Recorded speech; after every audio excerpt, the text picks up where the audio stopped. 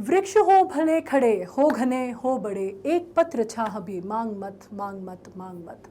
अग्निपथ अग्निपथ अग्निपथ। आज तक अग्निपथ के नाम से या तो हमें ये कविता मालूम थी हरिवंश राय बच्चन द्वारा रचित, या फिर हमें वो पिक्चर मालूम थी जो कि अमिताभ बच्चन ने जिसमें काम किया था, जिसके लिए उन्हें नेशनल अवार्ड मिला, जिसमें विजय दीनानाथ चौहान उनका नाम था, राइट। लेकिन आज जिस अग्निपथ की हम बात करने वाले हैं वो एक स्कीम है जिसके बारे में मैंने सबने सुना है। भले ही कुछ दिनों पहले तक हमने नहीं सुना था, लेकिन अभी हमने ज़रूर सुना है, क्योंकि इंडिया में जितना मास प्रोटेस्ट इस स्कीम को लेके हुआ है, जिस लेवल पे चीज़ें हुई हैं, मतलब आपको मालूम है 700 करोड़ की प्रॉपर्टी जो है जल के नष्ट हो गई, लोगों के घरों में, लोगों की गाड़ियों में आग लगा दी गई, स्कूल के बसों पे पेल्टिंग की गई। और काहे के लिए? क्योंकि भारतीय सेना एक स्कीम लेके आई है अग्निपथ करके, जिसमें 4 साल के लिए रिक्रूटमेंट किया जाएगा, जैसे शॉर्ट टर्म कमीशन पहले हुआ करता था उस तरह का। और इसमें बात हो रही है, क्या बात हो रही है अब ये कि इसमें क्या प्रॉब्लम्स आ रही हैं और क्यों इतना ज़्यादा जो एक आप कह सकते हैं आक्रोश जो है लोगों में है। ठीक है, अग्निपथ को समझना बहुत ज़रूरी है। पहले आप उसको माने या आप उसके अगेंस्ट जाएं वो बात नहीं है, लेकिन कम से कम उस स्कीम को आप समझिए जो कि भारतीय सेना लेके आई है। और भारतीय सेना ने बड़ा कड़ा रुख इस पर अपनाया है और उन्होंने कहा है कि ये स्कीम किसी भी हाल में रोल बैक नहीं की जाएगी। ठीक है, इसमें आपको सबसे पहले समझने वाली बात यह है कि अग्निपथ में जो अग्निवीर बनाए जाएंगे वो किस तरह से होंगे। ठीक है, तो अभी तक आपको मालूम है कि जो रिक्रूटमेंट पॉलिसीज़ इंडियन गवर्नमेंट में होती हैं या इंडियन सेना में जो रिक्रूटमेंट पॉलिसीज़ होती हैं, चाहे वो तीनों आर्म्ड फोर्सेस की बात कर ले हम, आर्मी की, नेवी की, एयरफोर्स की, तो उसमें किस तरह की होती है वो अभी कोविड की वजह से रुकी हुई हैं, ये हम सबको पता है। ठीक है, कोविड की वजह से भर्तियां रुकी हुई हैं और यही एक कारण है जो कि जिसकी वजह से आक्रोश शायद और ज़्यादा भड़क गया है लोगों में, क्योंकि उनको लग रहा है कि वो रेगुलर रिक्रूटमेंट नहीं हो रहा है और जिनकी एज चली गई है उनके चांसेस जो हैं वो मिस हो जा रहे हैं, उनको वो चांसेस नहीं मिलेंगे क्योंकि शायद वो एज जो है उनकी लैप्स हो जा रही है, क्योंकि अग्निवीर के लिए जो एज क्राइटेरिया है वो कम रखा गया है। अब एक बात इसमें से ये समझ में आती है कि 17.5 साल का जो एक क्राइटेरिया रखा गया है, एंट्री की एज रखी गई है, तो आपको ये मालूम है कि इस टाइम पे हार्डली 12th पास होंगे बच्चे। ठीक है, इसके अलावा जब आप बात करते हैं तो अभी हमारी जो एज है आर्मी में वो 32 है, हमारी एवरेज एज जो है वो 32 है। अब आपको ये मालूम है कि हम किस तरह की कंट्री में अभी रह रहे हैं।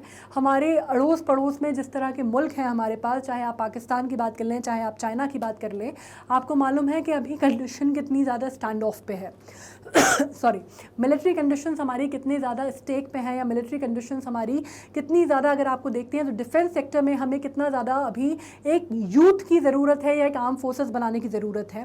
पहली चीज़ ये है। लेकिन दूसरी बात, एक जो ऑपोजिशन बार बार उठा रहा है या लोग बार बार उठा रहे हैं, वो ये उठा रहे हैं कि कुछ नहीं है, सिर्फ पेंशन ना देनी पड़े और एक तरह से जो आप कह रहे हैं ना कि एक जो परमानेंट जो स्ट्रक्चर था जो भर्ती का, वो ख़त्म करने की बात हो रही है, इस वजह से किया गया है। दोनों नज़रिए हो सकते हैं, लेकिन हम समझते हैं पहले इस चीज़ को कि जो अग्निपथ स्कीम है इसके अंदर क्या होगा। इसके अंदर 45 से 50 हज़ार भर्तियाँ की जाएंगी हर साल। ठीक है, जिसमें से आपको एक एज लिमिट है, मात्र जो है वो जो मिनिमल एज लिमिट है वो 17.5 है। ठीक है, अपर एज लिमिट जो है उन्होंने उस हिसाब से रखी है कि कम से कम यूथ रहे, है ना, उन्होंने बहुत हायर एज लिमिट नहीं रखी है।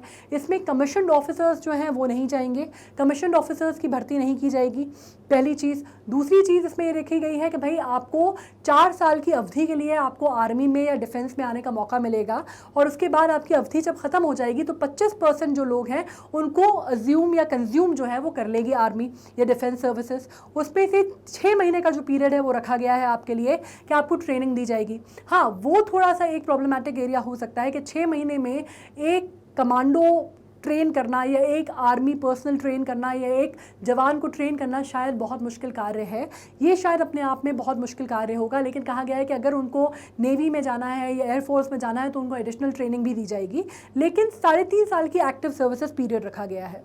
ठीक है, उसके बाद जो उनकी पे स्केल रखी गई है वो अच्छी खासी है, मतलब अगर वो पहले के रिक्रूटमेंट देखे जाए जिस तरह से होती थी तो उसके हिसाब से ज़्यादा ही है। सेवानिधि फ़ंड जो है वो 11.71 लाख का उनको मिलेगा, 48 लाख का उनको कवर मिलेगा।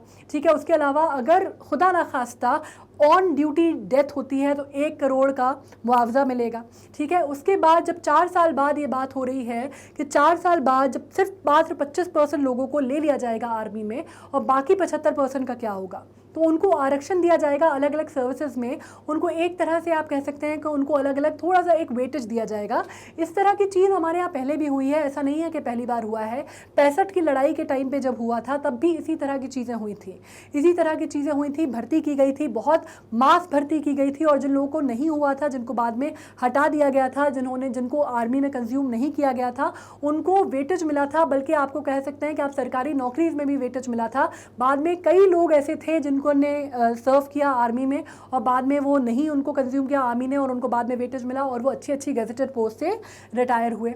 और आपको मालूम है कि ये जो आर्मी है, यंग आर्मी, इसको बनाने का काम सिर्फ भारत में नहीं करते, बाकी सारी भी कंट्रीज जो हैं आजकल सिटीजन आर्मी की भी बात चल रही है। आपको मालूम है कि यूक्रेन रशिया का जो वॉर हुआ उसमें आपको मालूम है यूक्रेन में किस तरह जो सिटीजन्स हैं उनको बाकायदा ट्रेनिंग दी गई थी, आर्मी ट्रेनिंग दी गई थी।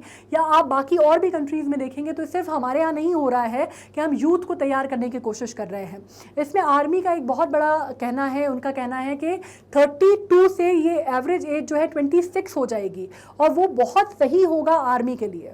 ठीक है, अब इसमें लेफ्टिनेंट जनरल पुरी ने बहुत स्टेटमेंट जारी किया है और उन्होंने इसमें जितनी भी अटकलें हैं, जितने भी मिसकंसेप्शंस हैं, वो उन्होंने क्लियर करने की कोशिश की है।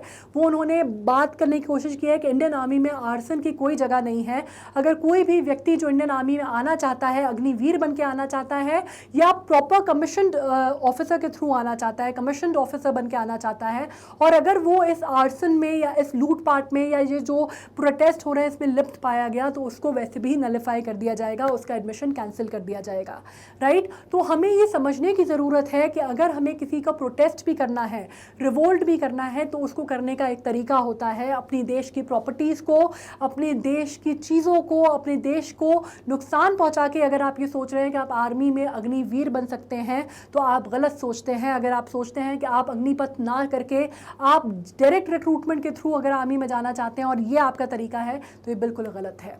राइट, तो मुझे लगता है कि मैं कुछ चीज़ें आपको समझा पाई हूँ कि अग्निपथ स्कीम बेसिकली क्या है, किस तरह से काम करेगी। इसमें अगर आप पैसों की बात करते हैं, पहली बात जैसे उन्होंने जनरल पुरी जो थे वो बहुत, लेफ्टिनेंट पुरी बहुत ज़्यादा हाइपर हो गए थे जब उनसे बोला गया कि सीटीसी की बात की गई, और उन्होंने कहा कि इंडियन आर्मी की नौकरी, ये डिफेंस की नौकरी कॉस्ट टू कंपनी के लिए नहीं की जाती, ये एक जज्बे के लिए की जाती है। और अगर आप में वो जज्बा लैक करता है, आप में अगर वो जज्बा ही नहीं है कि आप अपने देश के लिए कुछ करना चाहते हैं, तो फिर क्या फ़ायदा, चाहे आप अग्निपथ से जाएं, चाहे आप किसी और रिक्रूटमेंट की तरह से जाएं। लेकिन अगर आप प्रोटेस्ट करके अपने देश की संपत्ति ख़राब करना चाहते हैं और अपने देश को नुकसान पहुंचा रहे हैं, तो आप में जाहिर सी बात है, जहाँ तक मुझे लगता है, आपके अंदर वो जज्बा नहीं है कि आपको एक जवान के तौर पे लिया जाना चाहिए। I hope I am making sense. Thank you so much.